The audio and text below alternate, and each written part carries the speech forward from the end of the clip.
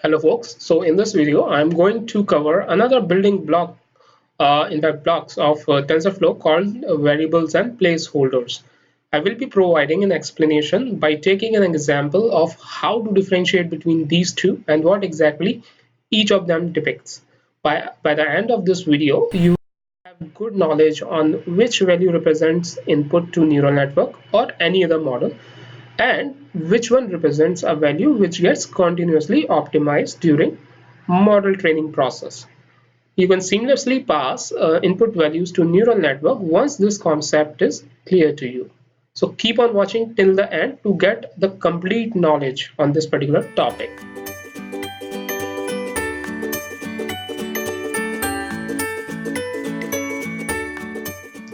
Folks, this is Nitin who is on a mission to democratize the artificial intelligence, big data, Hadoop, cloud computing, and blockchain to the entire world. And with this aim, I am regularly creating the associated content and publishing it as well on periodic basis in order to make it available for the entire community who wants to learn these modern technologies. You can subscribe to my channel or press the bell icon to keep on getting the latest updates regarding hottest technologies of 21st century. You can also follow me on Twitter and Facebook at the links given above.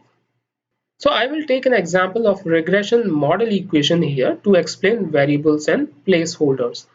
Please note that this linear regression is a supervised learning problem because we are provided with input or label values here, right? And if you want to learn more in detail about what exactly is regression model, then you can click on I button link given above. So in linear regression, we have an equation like y equals to a plus bx, which is in a way equation of line which we have studied in our high school math, right? And here y is a dependent variable, x is independent variable, okay, and ain and bin are some constant values which, let's say, contain some initial estimated values. So in stands for initial. Okay, so AIN, BIN. That's why. So these constant values are optimized further or refined, during the training process. So these initial values of AIN and BIN can be off from majority of data points, right? So it would be something like a line shown on the screen. Okay.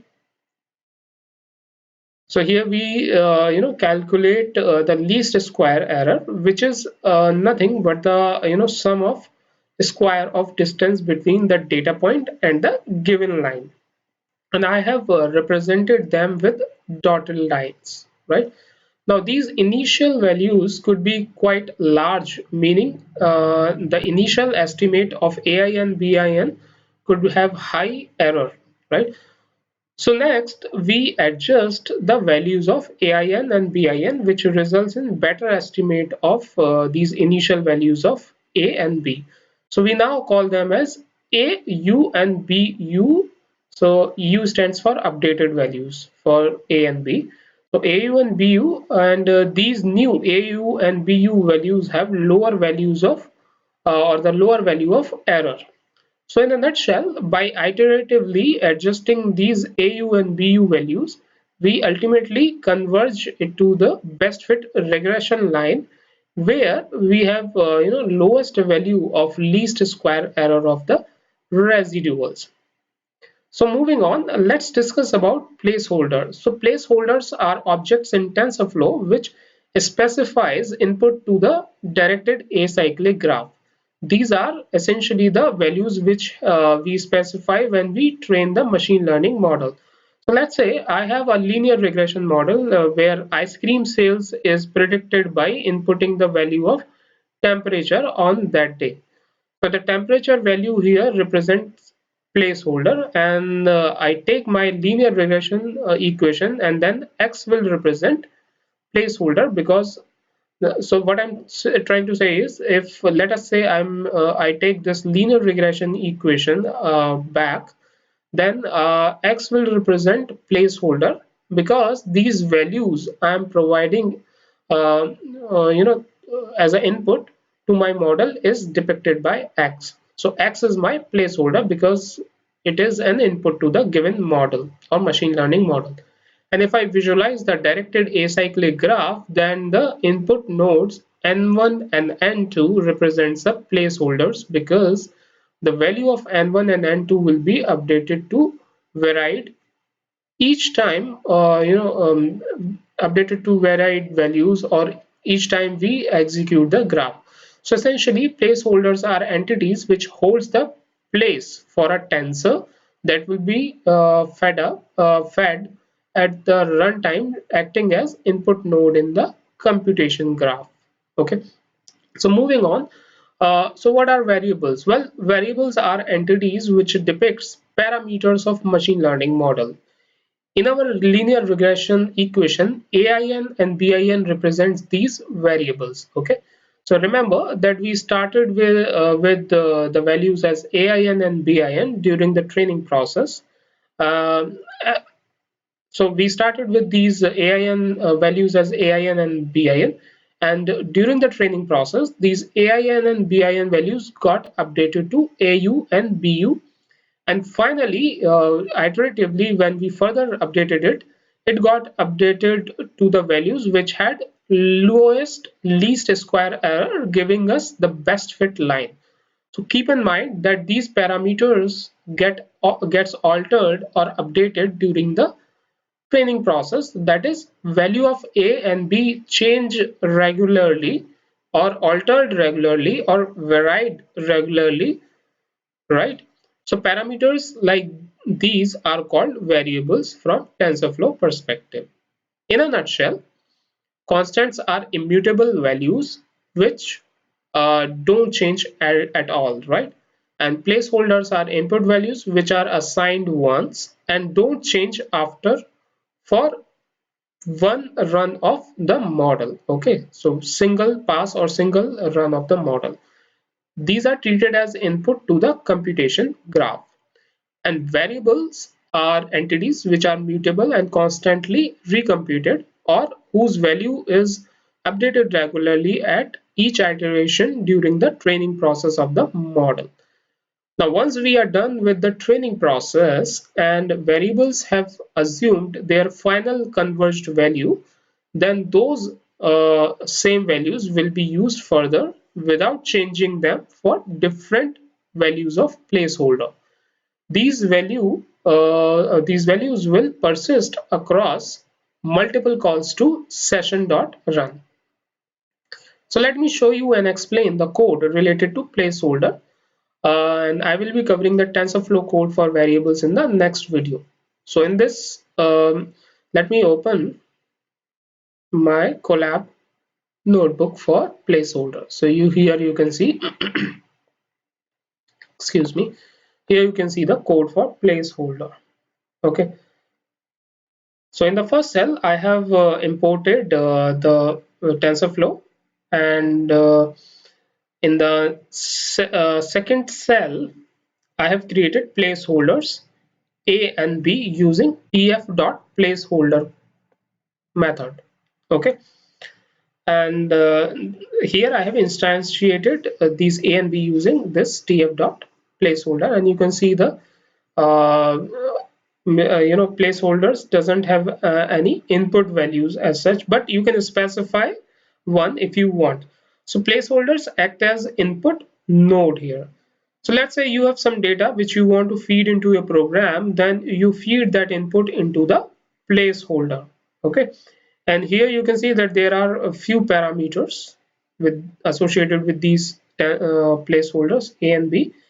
The first parameter is tf.int32. Here you can see tf.int32, which means that it stores integer elements, and the second one is shape.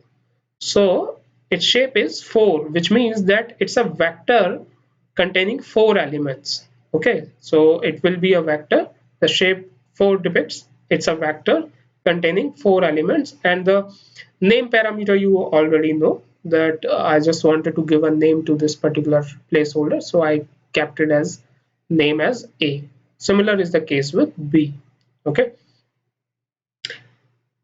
So placeholders are tensors which don't take values until we execute the computation graph. Just keep in mind, placeholders are tensors which don't take values until we execute the computation graph.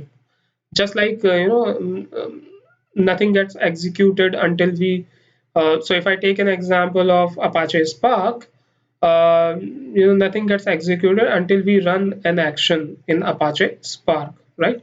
So I will be using the operations which I ran in the previous video. So I'm kind of utilizing the similar code uh, in order to show you the different flavor of constants, flavor, placeholders, and variables.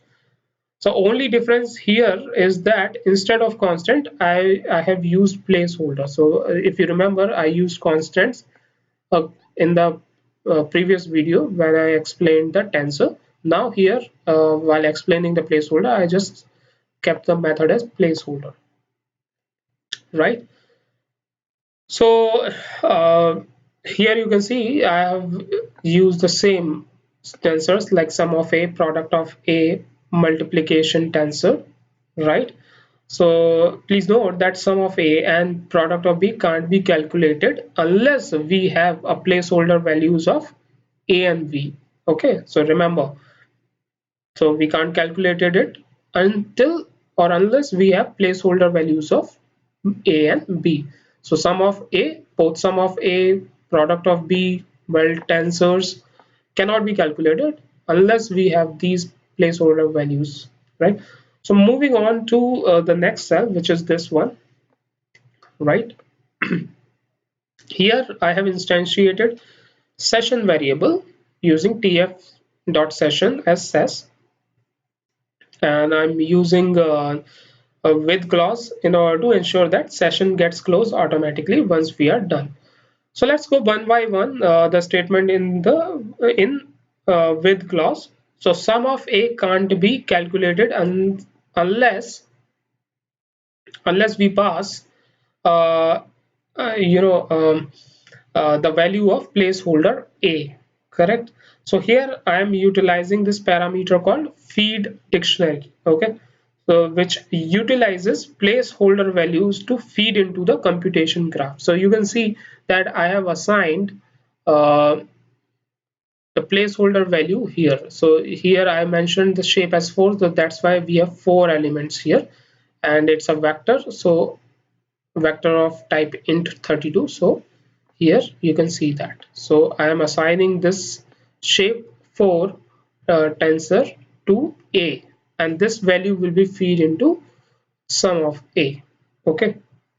So feed dictionary is nothing but a JSON structure which we pass as an argument to session.run, and which depicts placeholder value to be used in the computation.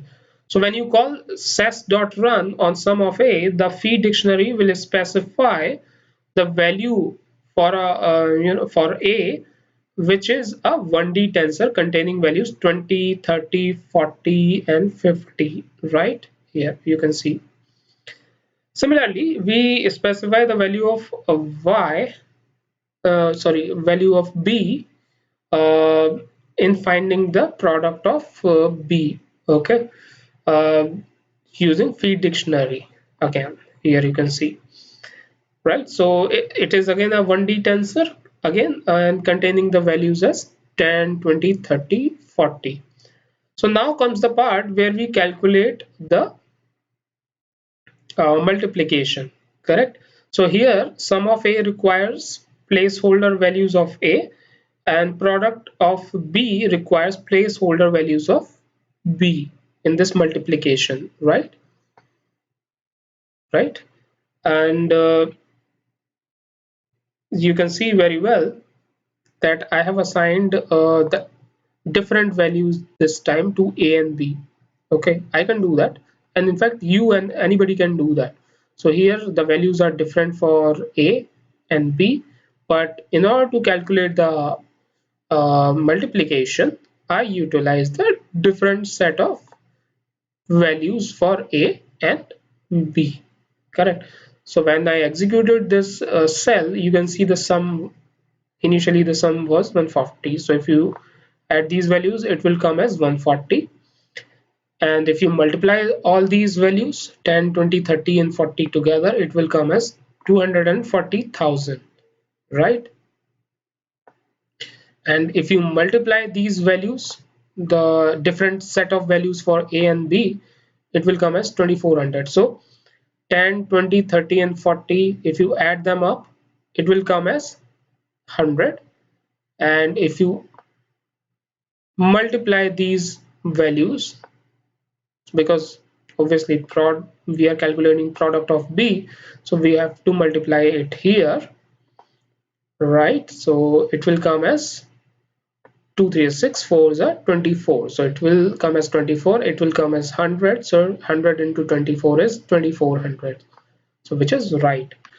So folks, this is it for this video. To conclude, I explained about basic building blocks of neural networks called variables and placeholders. Later on, I showed and explained TensorFlow code related to placeholder based computation.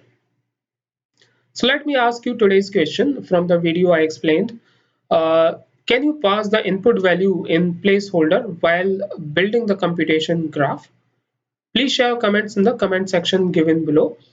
And you can also ask technical questions related to this video in the comment section as well. So I will be glad to answer your questions. If you're watching this video and you are not already a subscriber to our channel, consider clicking that little subscribe button. And in case you have already subscribed, then click on bell icon to receive the notifications whenever I will release a new video. So thanks for hanging out with me, guys.